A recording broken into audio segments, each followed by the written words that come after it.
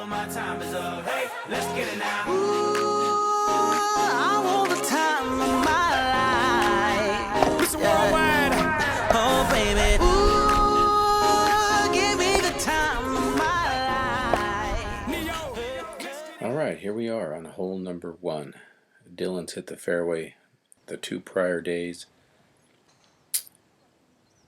and he puts a good effort on this one as well. So one boy's in the bunker, Dylan's middle left fairway. It's a 321 yard par 4, and I believe we had about 100 in. So this was a 9-iron. It hit and spun to the right. The putt was fairly long, and he left it about 7 feet short, which starting the day was not going to be easy. Fortunately, he was able to see Jordan Dumney putt first, which left a line that he was able to capitalize on. So hole number 2, par 5, played about 502 yards. So let's see, we had about 120 yards to clear to a 138 yard pin. Dylan chose an 8-iron, which was the perfect club to get him where we needed to be safe on the green. Lower level of the green, you can't see it from here.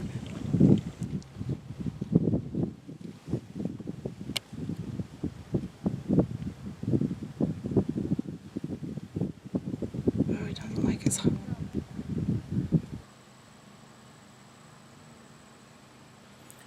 Hole number 3 played the hardest in the entire course for everybody. Straight uphill to a green that sloped at you, and if you went long, you had really no chance to get close to the hole.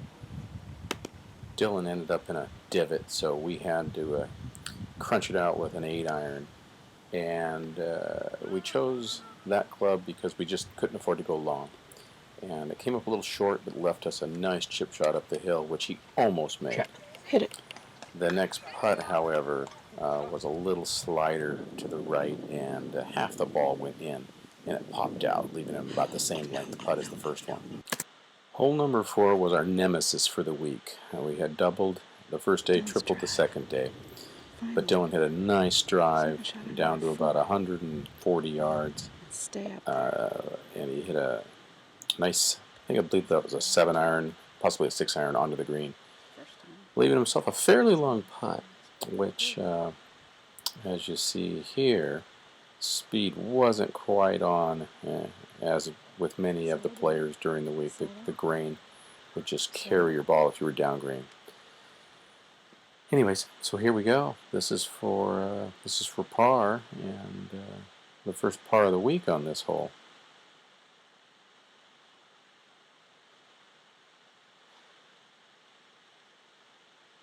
Boom. That was a big putt. Big putt for Dylan. All right, on to the 5th hole. This we've played great all week long. This particular day, though, Dylan's draw didn't work, and it kicked left down the hill. And as you can see, you can't even see him hit that shot. He's so far down. Anyways, we matched the speed with the line. Even though you don't see the ball go in, it does. What a great putt. He made it? Oh my god.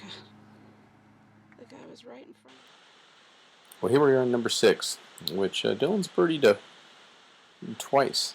But this particular day, we hit the first ball into the hazard, and we managed to get here in 4, just short of the green, and he put a nice chip on it. And nice it rolled out just below the hole, leaving him about 10 feet straight up the hill.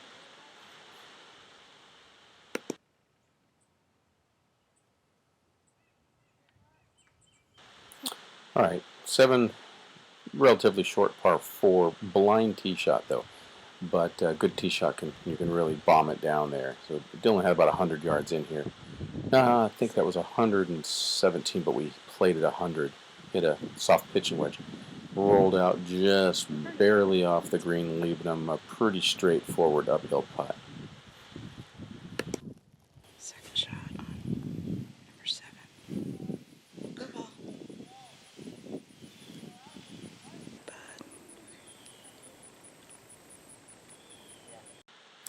Number 8 is a great par 3.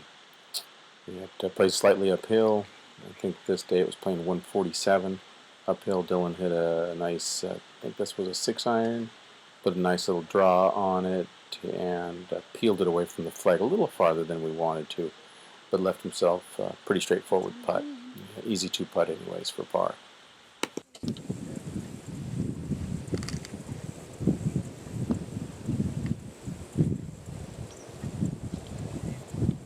Go in. Sit. It's really good. Number 9 is a great par 4. It's blind tee shot up. You have to avoid the waist bunker and the 2 bunkers. And Dylan did that to perfection, and a Go in. little short on the green. We had a lot more room. And as you can see here, he put a nice putt on it. Just rolled by the hole just a few feet. Made par, first par of the tournament on this hole. Moving on to the back 9 now. Definitely our favorite.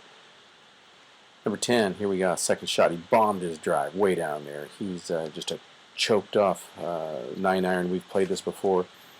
He hit it somewhat, almost a thin shot, if you will, and hits just over the bunker, and just as we knew it would, peeled all the way off down grain and rolled right up to the hole, snuggled up to about 1.5 feet.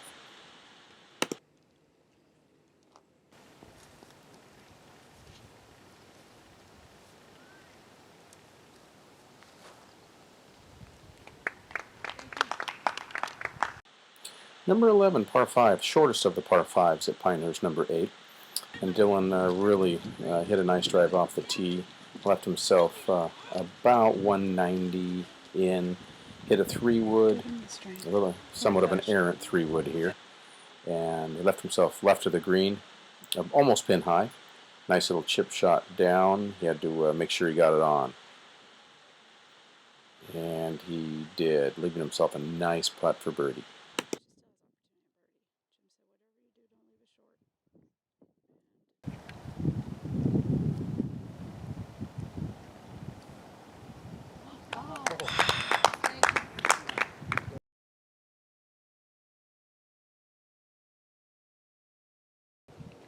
This is what it's all about. 3 boys walking down the fairway like they're just playing on a Sunday round with some buddies. That is what it's all about. Jordan Dumney, Keaton, oh shoot. Oh shoot, I don't think that's his last name. Keaton, oh shoot. What's his last name? What's his last name? Morrison, maybe? Morrison? I can't remember. Oh, I think so. Jordan Dumney, Keaton Morrison, Dylan McDermott. From South Africa, Ireland, USA. Ireland. Northern Ireland Right, wee lady. and USA. Some of these greens were definitely U.S. Open conditions, and this is one of them. Hole 12. We were all worried about this one. And Dylan didn't have that long. I think he had a 52, maybe a sawed-off pitching wedge. But he drew it in there, and it's still hitting. As you can see, it's rolling off the green. Green. Putting for birdie. Go. It's a good putt. Hit it. Go in. Now, what fun we had on this par 3. Jordan and Dylan hit the green, and they both made par, and Keaton holed out. Nice hole-in-one. What fun. Still in second shot on hole number 14. It's less than 150 out. This 30-foot downhill down grain putt was super fast. I think Dylan may have even mishit it, but it snuggled down to the hole. It was beautiful.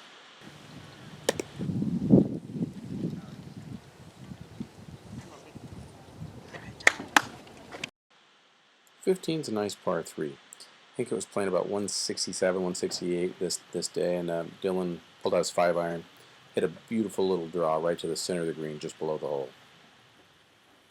Yeah, roll out, roll in. It's dead on, too. Can't have a world championship without a little wildlife. Alright, that's putt for birdie.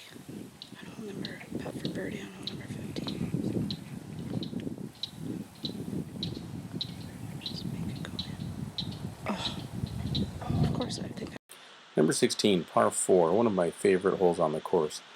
And Dylan hit the middle of the fairway, as he did all 3 days, leaving him nothing more than a pitch and wedge in, I believe. And this one, he actually had to draw it in and keep it on the high side of the hole, the right side of the hole, in order to have a legit chance at birdie. And he did just that. Just putt for birdie on number 16. Go in the hole. Nice birdie. 17's a great par 5.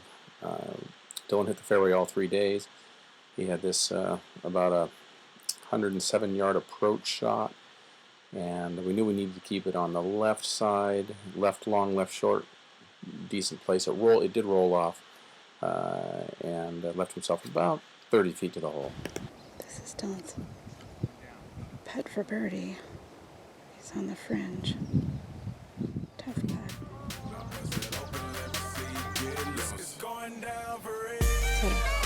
Sit. Holy cow. The unexpected. Oh my gosh. All right, Lord, thank you. 18 was a straight uphill par 4, but fair because they moved the tees up for the tournament. And Dylan did hit the fairway all 3 days. So we were one under at this point, and needed a birdie hopefully, or at least a par to finish off with an under par round. Okay, Dylan's second shot on number 18.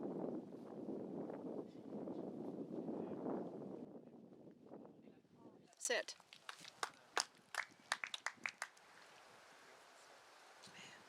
So we figured at the beginning of the day we needed a 70 to make the Ryder Cup team. So it came down to this putt.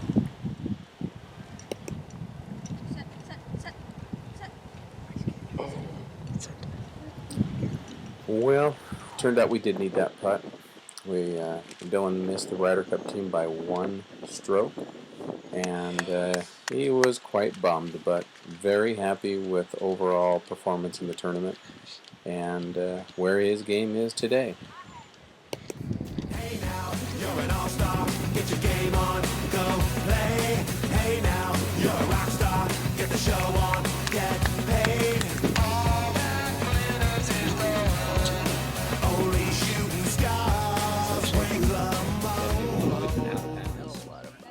That was a hell of a lot of fun watching. Yeah.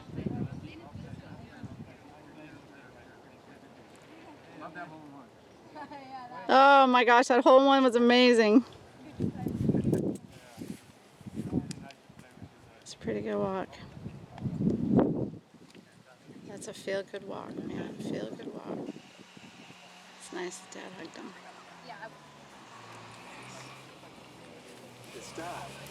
That is good stuff. Hey.